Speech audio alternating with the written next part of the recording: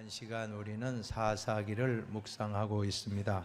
오늘도 사사기를 묵상하기 원하는데, 사사시대를 한마디로 특징으로 요약하자면 자기 소견에 옳은 대로 행했다라고 말씀하고 있습니다.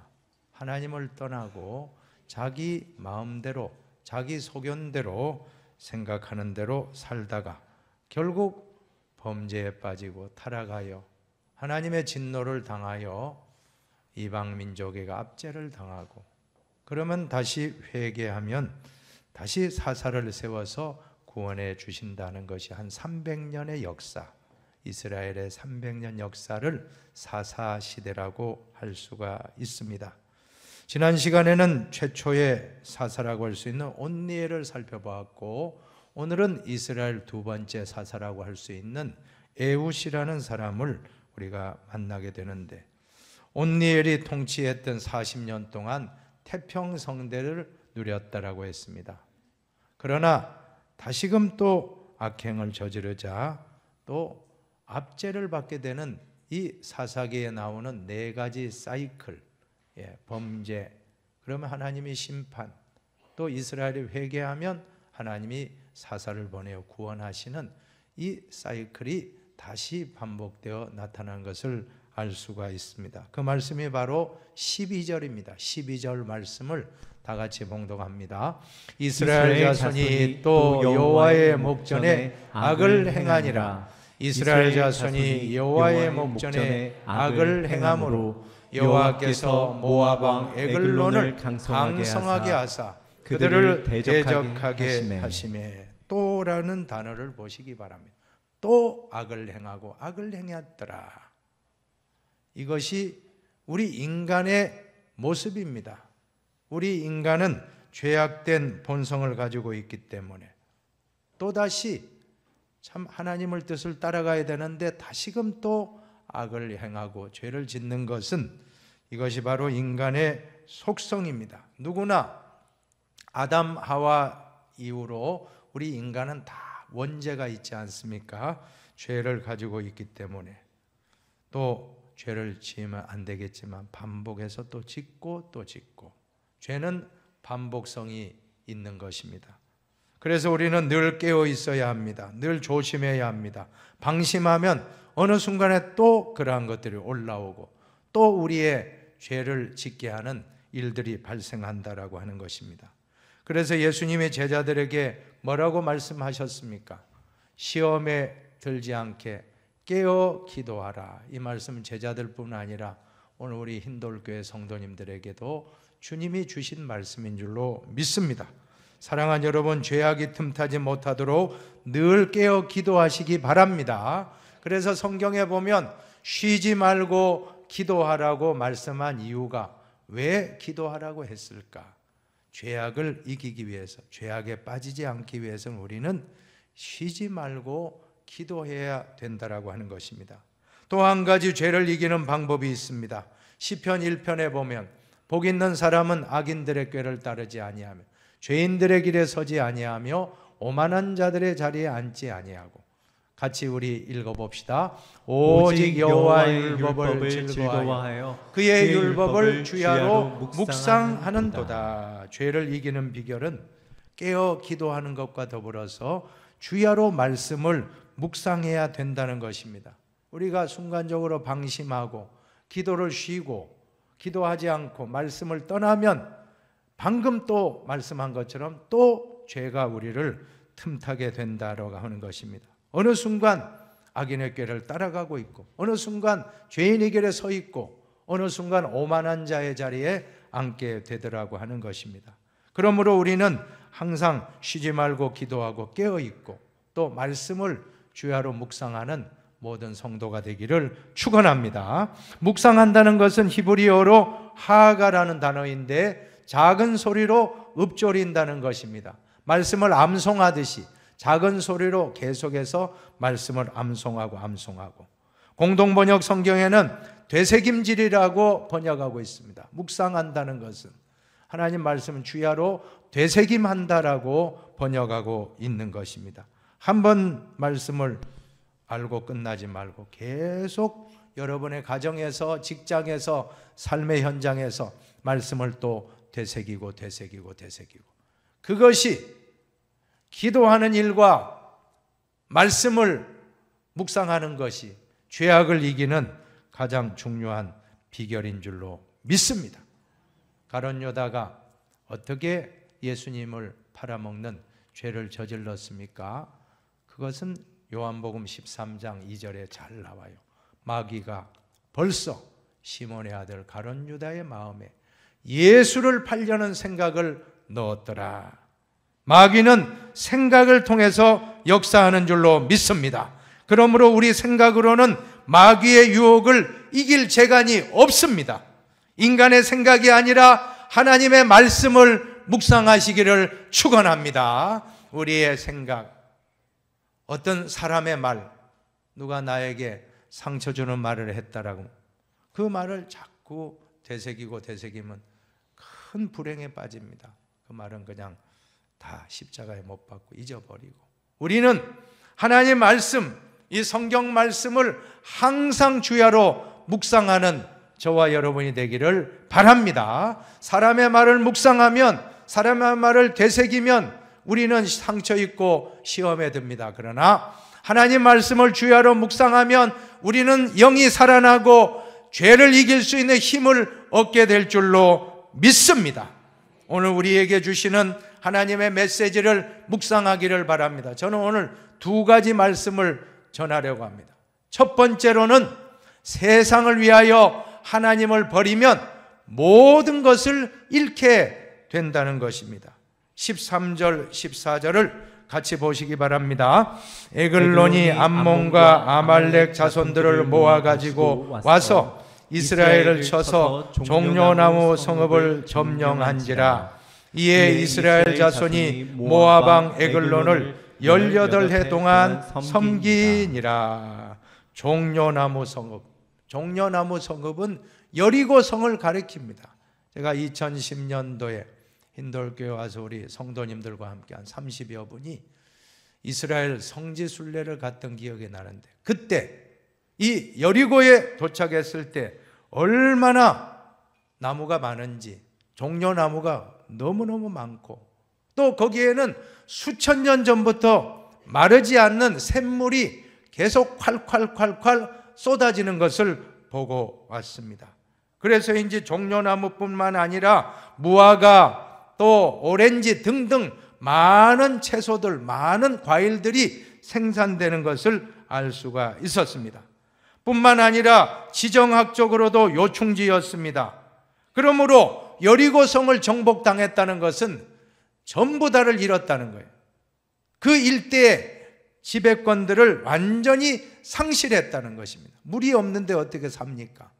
물이 없으면 살 수가 없는데, 그 요충지를 상실한 것은 완전히 이스라엘이 모압에게 완전히 꼼짝 못하고 지배당하는 그런 상태였음을 알 수가 있습니다. 여기에서 어떤 교훈을 던져주십니까? 이스라엘 백성들이 또다시 하나님을 버리고 가나안 땅의 토속신 바알신, 바알이라는 것은 바로 풍요의 신입니다.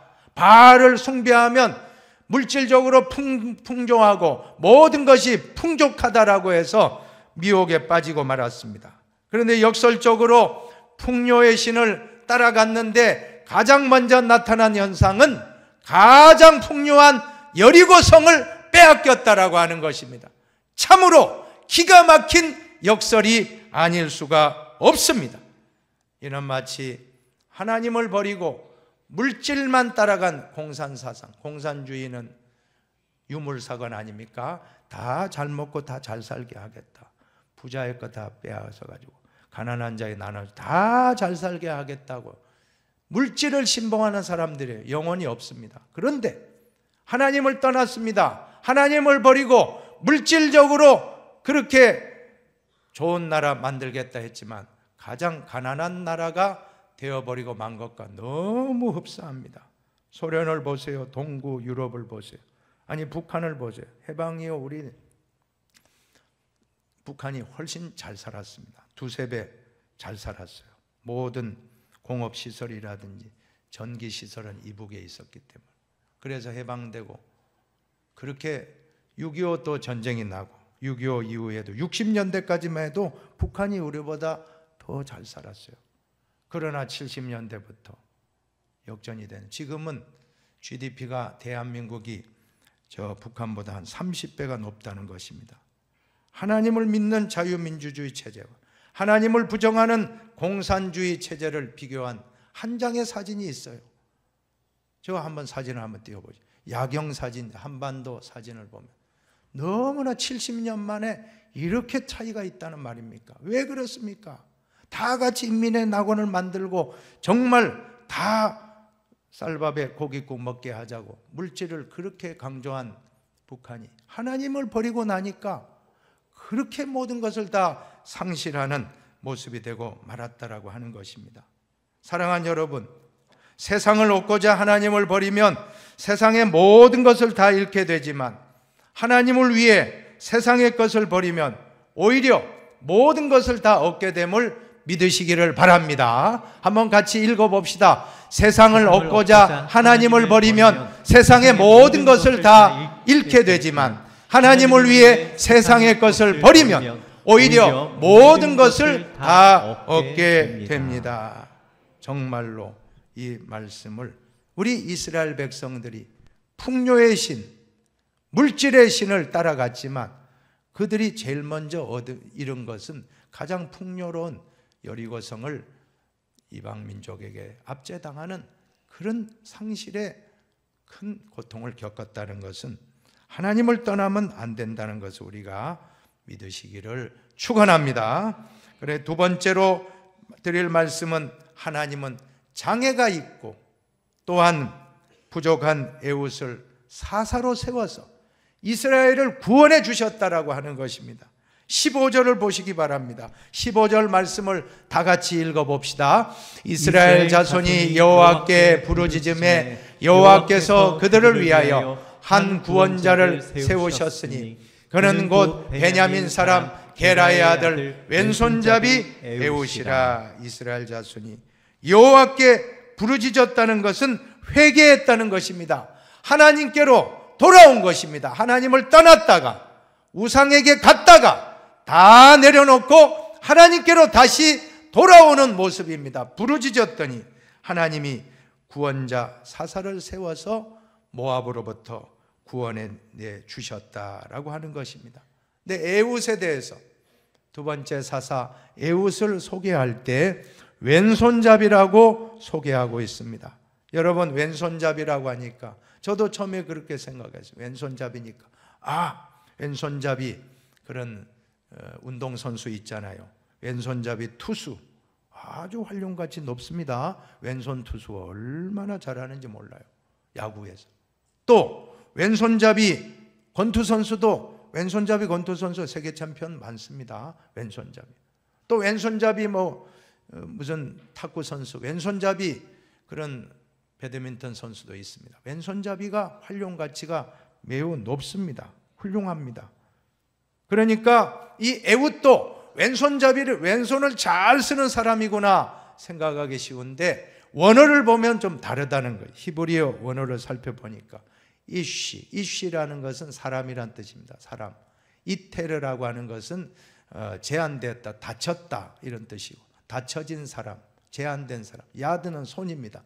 예미노는 그의 오른쪽 손입니다. 야드, 예미노. 그의 오른손이 다친, 제한된 사람이란 뜻입니다. 직역하자면. 즉 의미를 파악하면 장애를 가지고 있다는, 오른손에 장애를 가진 사람이라는 뜻인 것입니다. 그가 나중에 모압 왕 에글론에게 그 공물을 바치러 간 다음에 다짐을 했어요. 내가 이 사람을 죽이고 독립을 해야 되겠다. 그 칼을 갖다가 오른쪽 허벅다리에 45cm 칼을 갈아가지고 딱 숨기고 갔는데, 1대1로 만나게 했다는 것은 그 모압 사람들도 저 사람 장애자인데, 오른손 못 쓰는 사람인데 무슨 일이 있겠나. 또 오른쪽 허벅다리에 숨겼다는, 오른쪽, 왼손에 숨기지 아니고 오른손에 숨겼기 때문에 오른손도 장애예요. 오른손 허벅지에 당연히 아무것도 없다고 방심을 했을 것이라고 주석가들이 해석하고 있는 것입니다. 여러분, 온니엘은 갈렙 가문의 출신으로 가문도 좋고 실력도 좋고 용맹한 장수였지만 에훗은 장애를 앓고 있는 사람이었다라는 것입니다. 그러나 에훗은 귀한 사사로 쓰임받고 얼마나 용기가 뛰어난 사람인지 1대1로 만나서 이 에글론은 비둔한 사람, 얼마나 착복을 많이 했으면 비둔한 사람입니다. 그 사람이 칼로, 숨겨둔 칼로 찌르고 도망쳐 나와서 나중에 전쟁을 일으켜서 왕이 죽고 나니까 오합지졸인 겁니다. 모압 군대를 완전히 굴복시키고 이스라엘을 해방시켰다라고 하는 것이 오늘 말씀의 내용 아닙니까? 그런데 놀라운 사실은 이 에훗이 다스릴 때 80년 동안을 태평성대를 이루었다고 말씀합니다. 한번 보세요. 사사기 3장 30절을 같이 보시기 바랍니다.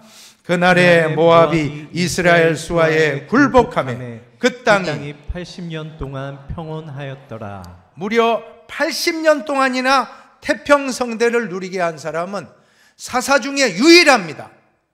오른손을 못 쓰는 장애자였는데 80년 동안 태평성대를 누릴 수 있도록 정치를 잘했다라고 하면 얼마나 훌륭한 분입니까? 사랑하는 여러분, 오늘 인간의 약함이 하나님의 강함이 됨을 믿으시기를 축원합니다. 한번 읽어봅시다. 인간의 약함이 하나님의 강함이 됩니다. 약할 때 강함 되십니다. 복음서도 있잖아요. 약할 때 강함 되시네. 사도 바울이 고백한 것처럼 내가 약할 그때가 강한이라. 내가 약할 그때.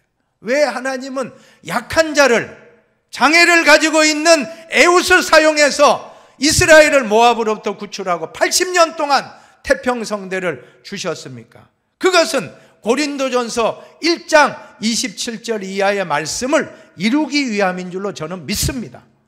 그러나 하나님께서 세상에 미련한 것들을 택하사 지혜 있는 자들을 부끄럽게 하려 하시고 세상에 약한 것들을 택하사 강한 것들을 부끄럽게 하려 하시며, 같이 읽어봅니다. 하나님께서 세상에 천한 것들과 멸시받는 것들과 없는 것들을 택하사 있는 것들을 폐하려 하시나니. 할렐루야, 할렐루야. 하나님은 완벽한 사람을 사용하시는 것이 아니라 부족하지만 겸손한 사람, 부족하지만 하나님만 의지하는 사람. 하나님, 나는 부족합니다. 나는 장애가 있습니다. 나는 학식이 부족합니다. 나는 물질이 부족합니다. 그러나 하나님을 전적으로 의지하는 사람을 사용하여 모압으로부터 이스라엘을 구원해내고 80년 동안 태평성대를 이루는 위대한 일을 하게 했다라고 하는 것입니다. 그러므로 우리는 절대로 교만하지 마시기를 바랍니다. 교만하면 안 돼요. 돈 좀 있다고 교만하고, 좀 배웠다고 교만하고, 또 잘났다고 교만하는데, 성경에 보면 다윗의 아들 중에 제일 잘난 아들이 누구냐 하면 이 압살롬이에요. 압살롬. 나중에 이 압살롬이 잘못해 자기 아버지 다윗을 배신하고 반역을 일으킨 사람이 압살롬인데, 이 사람은 외모가 뛰어나고 특별히 그의 자랑은 머리카락이에요. 머리카락이 얼마나 좋은지 사람들마다 그 압살롬의 머리카락을 보면 다 반했다고 하는 거예요. 그런데 나중에 반역이 실패하고 도망치다가 어디에 걸리냐? 머리카락이 나뭇가지에 걸려요. 그 말씀이 사무엘하 18장 9절에 나타납니다. 압살롬이 다윗의 부하들과 마주치니라. 압살롬이 노새를 탔는데 그 노새가 큰 상수리 나무 번성한 가지 아래로 지날 때, 같이 한번 읽어봅시다. 압살롬의 머리가 공중과 그 땅 사이에 달리고 그가 탔던 노새는 그 아래로 빠져나간지라. 그렇게 자랑했던 그 머리털이 교수형 밧줄이 될 줄 누가 알았겠습니까? 절대 교만하면 안 됩니다. 이솝우에 보면 사슴에 뿔이 아름다운 뿔 사슴이 있지 않습니까? 그 뿔을 자랑하던 사슴이 있어 모든 다른 동물들이 다 부러워했습니다. 야, 저 사슴 너무 참 뿔이 아름답다, 아름답다. 자기도 뽐내는데 갑자기 사냥꾼이 나타나니까 다 도망갔는데 그 아름다운 뿔을 자랑했던 사슴은 수풀에 뿔이 걸려서 사냥꾼의 총에 맞아 죽게 되었다라고 하는 것입니다. 교만하면 안 될 줄로 믿습니다. 교만은 패망의 선봉이요, 거만한 마음은 넘어짐의 앞잡이라고 하는 이 잠언의 지혜의 말씀을 새기고, 우리 신앙인은 첫째도 겸손, 둘째도 겸손, 셋째도 겸손해야 될 줄로 믿습니다. 모세가 언제 쓰임 받았습니까? 이집트 왕궁에서 바로의 공주의 양자로 입양되어서 얼마나 화려한 궁중생활, 학문도 최고 학문, 무예도 최고의 무예를 익혔지만, 그가 나중에 히브리 사람들을 애국심을 가지고 가졌을 때 앞에서 관원이, 애국 관원이 그 동족을 괴롭히는 사실을 보고 말리다가, 이거 아마 과실치사한 것 같아요. 어떻게 했는데 넘어지면서 죽어버렸어요. 그러니까 묻어두고 숨었죠. 그 다음날 동족들이 또 싸우는 거예요. 답답해요. 동족들끼리 서로 막 싸우는 거, 말리로 이러면 안 됩니다. 당신들 서로 협조해서 독립해야지 이렇게 같이 싸우면 됩니까? 하니까 그 중에 한 사람, 너 당신 어저께 관원 쳐 죽인 사람 맞지? 왜 오늘 우리한테 간섭하느냐고, 고발할 거야 하니까 그냥 겁이 나가지고 그 길로 그냥 도망간 거예요. 미디안 광야에 갔다가 거기서 이제 저 아내를 만나고 40년 동안 그 광야에서 훈련받고 연단받습니다. 목동 생활하면서. 그때 그 모세를 하나님이 부르십니다. 80세 됐을 때 가시덤불을, 불타는 가시덤불은 모세야 모세야, 내가 선 곳은 거룩하니 신발을 벗으라. 그때 하나님이 너에게 이스라엘 출애굽을 명하노니 가거라 하니까, 그때 못 간다고 막 얼마나 빼는지 몰라요. 나는 못합니다, 나는 못합니다. 여기서 우리가 알 수 있는 것은 모세가 애굽 왕궁에 있을 때와 또 광야에 40년 연단을 받은 후의 차이점은, 가장 큰 차이점은 겸손에 있다라고 저는 믿습니다. 하나님은 교만한 모세를 사용하지 않으시고 겸손하게 낮추셔서 광야 생활에 처가살이 또 눈칫밥 먹으면서 목동 생활하면서 아무것도 할 수 없다고 할 때, 그때 찾아오셔서 이스라엘 출애굽의 대사업을 맡겨주신 것입니다. 그때 뭐라고 합니까? 이 모세가 말하는 걸 들어보십시오. 나는 입이 뻣뻣하고 혀가 둔한 자니이다. 못하겠다는 겁니다. 그때 하나님이 어떻게 했습니까? 그래, 너는 못한다 한 게 아니고, 네가 말 못하니까 내 형 아론이 말 잘하지 않느냐, 아론을 너의 대변인으로 세워주겠노라. 또 아론과 훌을 또 붙여주시고, 사도 바울에게는 브리스길라와 아굴라와 같은 좋은 사람을 또 붙여주셔서 잘 사역하게 하신 것입니다. 그러므로 오늘 나는 못하겠습니다, 집사님 구역장 좀 해주시면 어떨까요? 목회자가 부탁하면, 나는 능력이 없습니다, 나는 물질이 없습니다, 나는 몸이 약합니다, 나는 모든 것이 갖춘 게 없습니다. 그러지 마시고 하나님께 순종하면 하나님이 모세에게 아론과 훌을 붙여주고 사도 바울에게 브리스길라 아굴라를 붙여주셨듯이 우리에게도 좋은 권찰림을 붙여주시고 또 좋은 구역원을 만나게 해서 사역할 수 있도록 해주신다는 것을 믿으시기를 바랍니다. 또 몸이 약하다고도 또 변명하지 마시기 바랍니다. 사도 바울은 일평생 육체의 가시를 안고 살았습니다. 얼마나 고통스러웠습니까? 가시라고 하니까 그냥 이쑤시개 같은 거 생각, 그게 아니에요. 침과 같은 게 아니에요. 말뚝이에요. 원어로 보면 말뚝을 뾰족하게 깎아서 푹푹 찌르니까 얼마나 아프고 괴롭겠습니까? 그래서 하나님, 이 병을 좀 고쳐주시면 내가 더 사역을 잘하겠습니다. 고쳐주면 좋겠는데 뭐라고 하시냐면, 내 은혜가 내게 족하도다. 네가 약할 때가 곧 강함이니라. 약할 때가. 가만히 생각해보면 맞아요. 바울이 그렇게 참 대단한 인물인데 겸손하게 마지막까지 마칠 수 있었던 것은 그는 이 육체의 가시 때문에 오직 하나님만 의지하게 됐던 겁니다. 아프면 그냥 하나님만 부르니까 아버지 하고 부를 때 아버지가 은혜 베풀어 주시고 또 다시 사용해 주시고 여러분, 오늘 교만하지 말고 겸손하게 쓰임받게 되기를 축원합니다. 하나님은 무대책임 분은 아닌 거예요. 그 바울을 네가 고통받는 거 그냥 견뎌라, 그게 아니에요. 좋은 또 누가라고 하는 의사, 좋은 의사를 또 같이 전도자로 붙여줬어요. 평생 따라다니면서 주치의 역할을 하고, 아프면 약을 처방하고, 아프면 또 이렇게 저렇게 해서 또 마사지도 해주고 다 해서 낫게 해가지고 다시 일어나가지고. 나중에 이 누가라는 사람이 쓴 책이 성경이 바로 사도행전 아닙니까? 사도행전은 누가라는 사람이 바울 따라다니면서 딱 기록한 것이 성경이 된 게 바로 사도행전입니다. 그만큼 하나님은 우리가 약하면 약한 것을 어떤 방법에, 좋은 의사를 붙여주든지 어떤 방법을 통해서라도 다시 회복해서 할 수 있도록 좋게 이끌어가는 분임을 믿으시기를 축원합니다. 오늘 에웃을 보시고 모세를 보시고 사도 바울을 보시면서 혹시 나의 부족한 모습에 주눅들어 있는 분이 있다면 다시 이 말씀에 용기를 가지시기를 바랍니다. 하나님은 겸손한 자만 쓰십니다. 겸손하게 나아갈 때 반드시 쓰실 줄로 믿습니다. 하나님은 부족하지만 하나님만 의지하는 자를 쓰심을 믿습니다. 내 실력, 내 모든 자랑 다 내려놓으시기 바랍니다.